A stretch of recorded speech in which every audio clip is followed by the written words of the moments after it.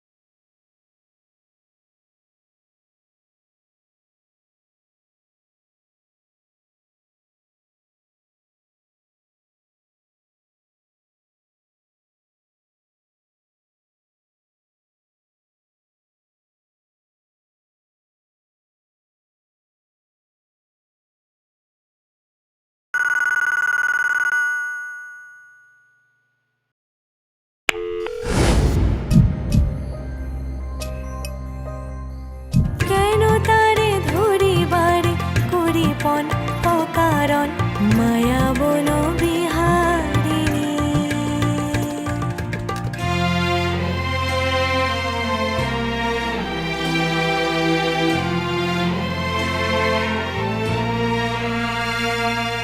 চমকিবে ফাগুনের পবনে, পুষিবে আকাশবাণী শ্রু।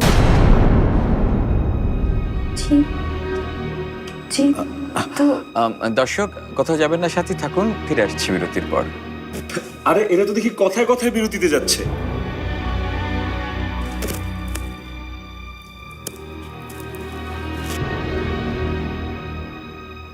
আপনি যে মানসিক ভারসাম্যহীন সেটা বুঝতে পারছেন তো? কিভাবে কি হয়েছে আমি ঠিক জানি না মো। তোমাকে দেখার পর থেকে আমার যেন কি হয়ে গেছে। তুমি যদি বলো আমি পাগল হয়ে গেছি, হ্যাঁ সেটা হয়তো সত্য। কারণ তোমার সঙ্গে দেখা হওয়ার পর আসলে আমার ভেতরে আর কিছুই নেই। আছো শুধুমাত্র তুমি, আর আছে আমার মৌ। মৌ মৌ মৌ, কতবার বলেছি আমি মৌ না, আমি মায়া।